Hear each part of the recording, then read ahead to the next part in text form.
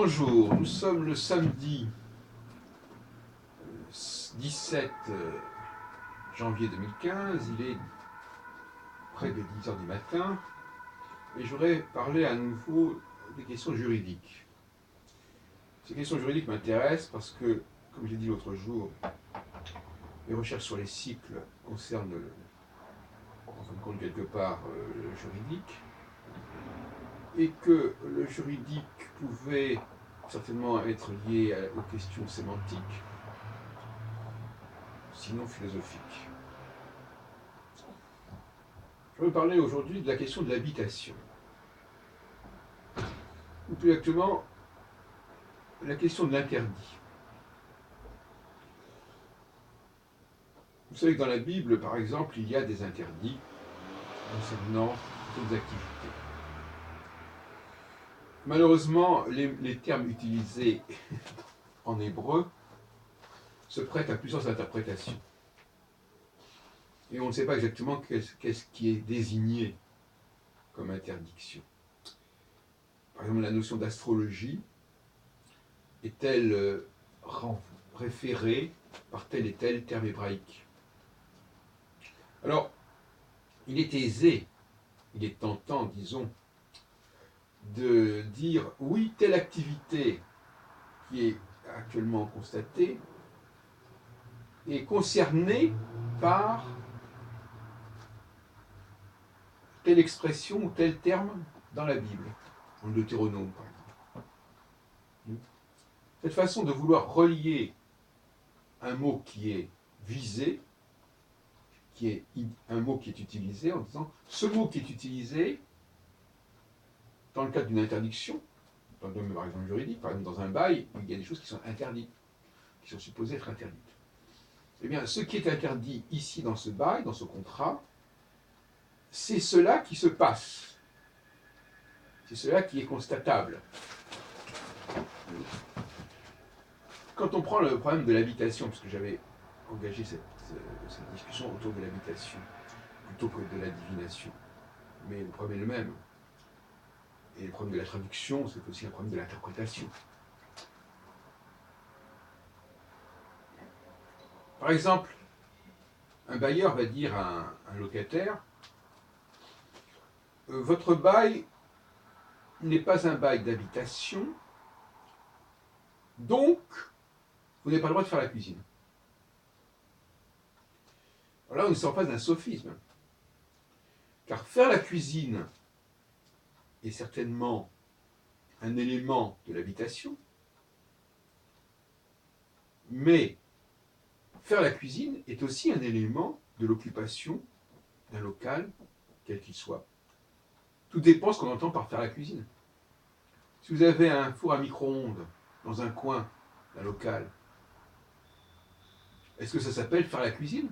Quand il s'agit de réchauffer, je ne sais pas, un surgelé ou même de préparer un café.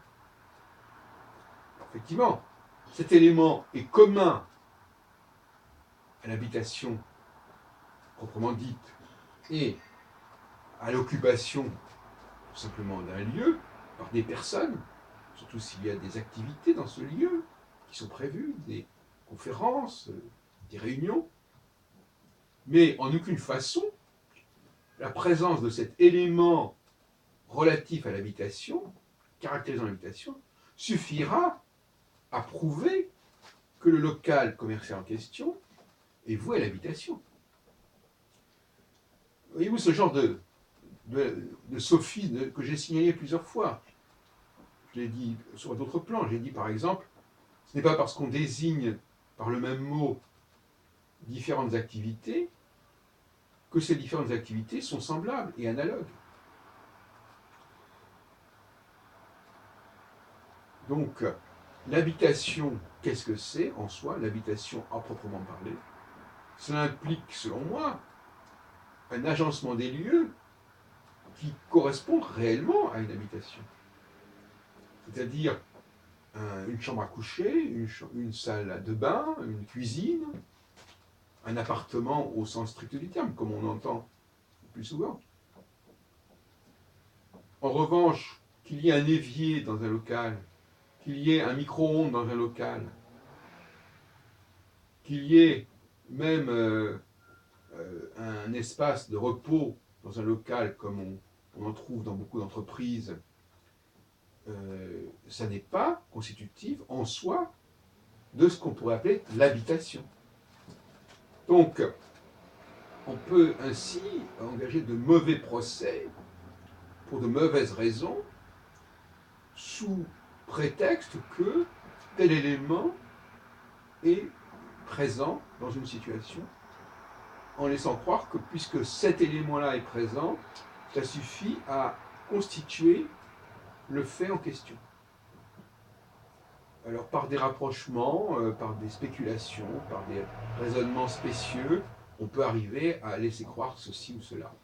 Parce que c'est intéressant quand on veut montrer par exemple que telle activité est interdite, ou plus exactement que la personne n'a pas respecté un contrat, puisqu'il y a un élément qui est attesté qui relève d'une activité interdite. Tout en oubliant que c'est le contexte qui est important, c'est l'agencement des lieux qui est important, et non pas la présence d'un objet ou d'un autre. Même le fait qu'il y ait des toilettes dans un lieu public n'en fait pas un local d'habitation.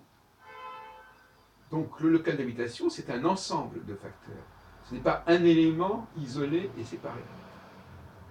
Tout comme on pourrait dire dans le domaine, par exemple, du mariage ou du couple, là aussi il se pose la question. À partir de quel moment peut-on dire qu'on ne respecte plus les conditions prévues dans le mariage? À partir de quel moment il y a quelque chose qui ne fonctionne plus, qui n'est plus en rapport avec ce qui est prévu? Là, c'est le problème inverse. Est-ce que l'absence de tel facteur, en soi, suffit à montrer qu'il n'y a plus la chose en question? Alors, c'est une question qui se pose aussi. Est-ce que le fait de ne pas faire l'amour pendant X temps est un élément qui prouve qu'il n'y a plus cohabitation, qu'il n'y a plus couple? Est-ce que le fait de partir en voyage est un élément en soi? Etc. etc.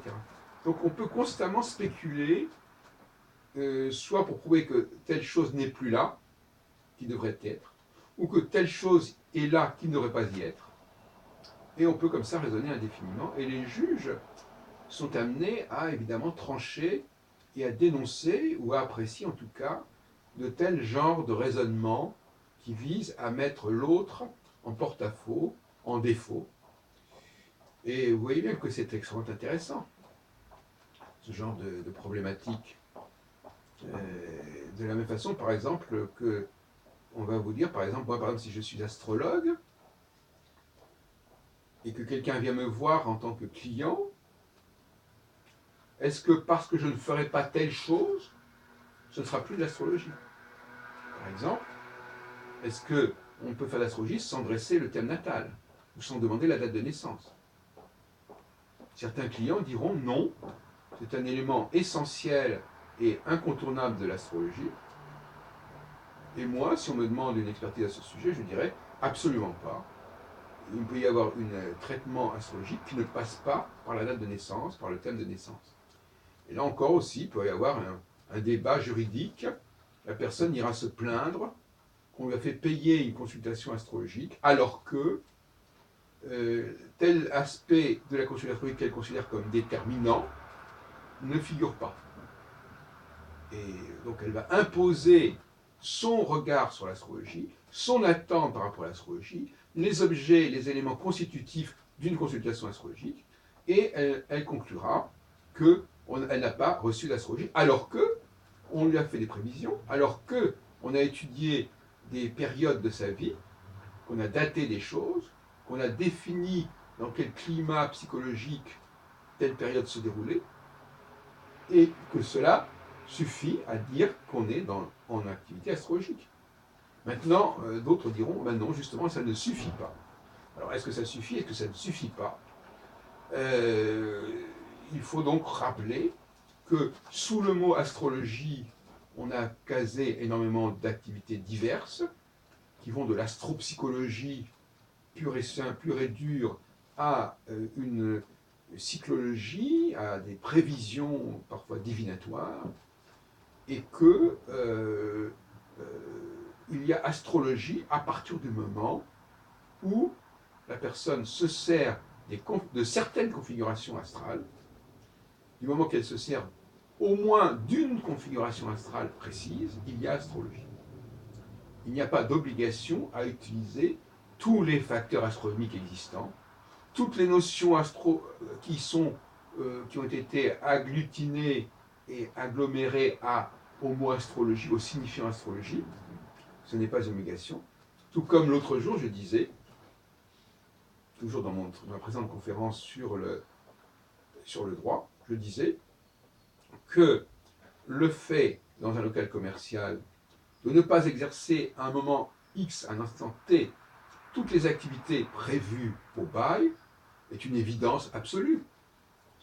Et qu'un bailleur qui reprocherait au locataire, au preneur, de ne pas respecter les conditions du bail parce qu'il n'exerce pas ici et maintenant toutes les activités qui sont signalées au bail, serait de mauvaise foi.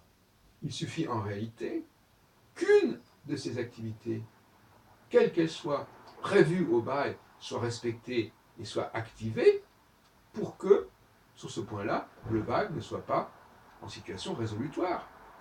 N'est-ce pas? Et on a reçu récemment, on a connu récemment des cas où le bailleur envoyait une sommation en disant « Nous voulons que vous repreniez les activités prévues au bail », il dit bien les activités, ce qui signifie en fait toutes les activités. Il ne dit pas « Nous voudrions que vous repreniez au moins l'une de ces activités ». Il dit les activités, et non pas des activités ou certaines activités prévues au bail.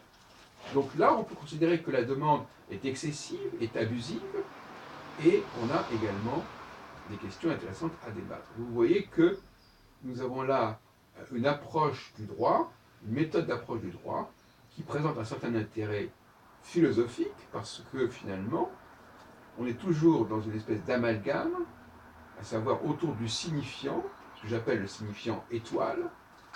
Il y a un certain nombre de signifiés qui sont des signifiés planètes, si on veut, pour employer une terminologie astronomique, et on va dire que, puisqu'il y a tel signifié, cela correspond ou ça ne correspond pas au signifiant.